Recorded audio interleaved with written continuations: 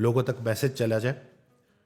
میں اس دن حضرت واصف علی واصف رحمۃ اللہ علیہ کی آڈیو سن رہا تھا، تو اس میں وہ ارشاد فرماتے، انہوں نے قرآن کی آیت پڑھی کہ اللہ تعالیٰ قرآن پاک میں ارشاد فرماتا ہے جس کا مفہوم ہے کہ جس سے میں ہدایت دوں اسے کون گمراہ کر سکتا ہے، اور جس سے میں گمراہ کر دوں اسے کون ہدایت دے سکتا ہے. اب اسی آیت کی تشریح حضرت نے جو ارشاد فرمائی وہ یہ ہے کہ جب بھی نیکی کرو اس نیکی کو اللہ سے منسوب کرو، ہدایت پاتے جاؤ گے. اور جب بھی غلطی کرو خود سے منسوب کرو، کبھی بھی گمراہ نہیں ہوگے. یہ اس سے آسان نہیں کیا جا سکتا اس بات کو کہ انسان لائف میں جب چلتا ہے تو اس سے خیر کے کام ہوتے ہیں اللہ کے حکم سے.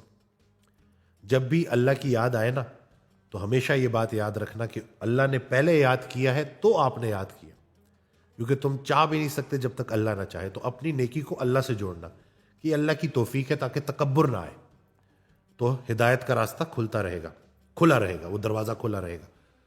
اور جب بھی غلطی کرو اپنی غلطی کو دوسرے سے منسوب نہ کرنا. اس کی وجہ سے دیکھو یہ ہو گیا، سارے جھوٹ بول رہے تھے تو میں نے بھی جھوٹ بول دیا.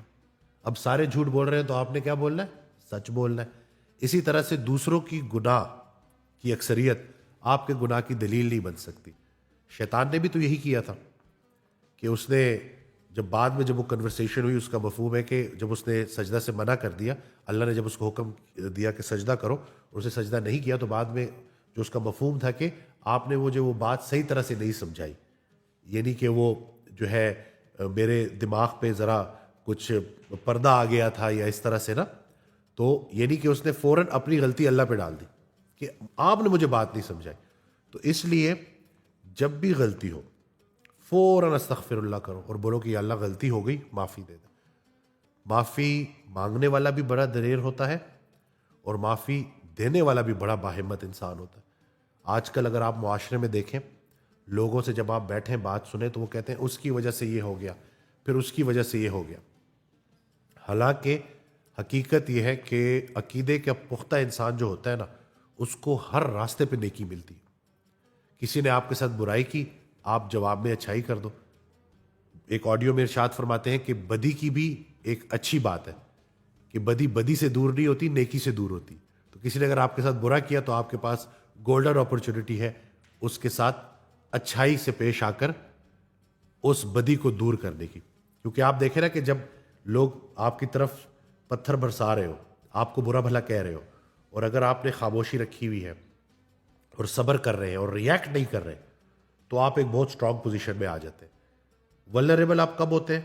کہ جب آپ ریئیکٹ کرتے ہیں اور پھر سارا کا سارا غصہ کر جاتے ہیں اور سارا کا سارا معاملہ خراب ہو جاتا ہے.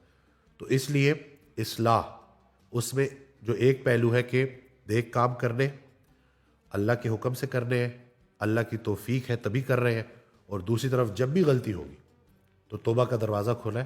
بڑے سے بڑا گناہ بھی اللہ کے فضل سے بڑا نہیں ہے.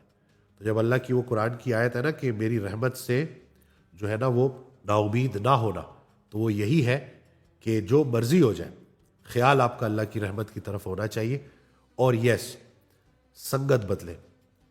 خوشبو والے ماحول میں رہیں گے تو خوشبودار ہو کے نکلیں گے. کسی پرفیوم کی شاپ میں جائیں، کچھ نہ بھی خریدیں تو خوشبو لے کے باہر نکلیں گے. تو اس لیے اچھے لوگوں میں بیٹھیں، اچھے لوگوں کا ذکر کریں، اچھی ویڈیوز دیکھیں، اچھی بکس پڑھیں، اور جتنا ہو سکتا ہے نا اس کو عمل میں لے کے آئیں تو معاملات چلتے رہیں گے. بس زندگی گزارنے کا کوئی اور فارمولہ ہو نہ ہو، عاجزی سب سے بڑا فارمولہ ہے. ہر وہ انسان جو اپنی نیکی کو اللہ سے منسوب کرے گا اور اپنی غلطی کو خود سے منسوب کرے گا، اس میں کبھی بھی تکبر نہیں آ سکتا. وہ عاجز رہے گا اور اللہ سے مدد مانگتا رہے گا. ویڈیو شیئر کرنا نہ بھولیے گا، چینل ضرور سبسکرائب کیجیے گا.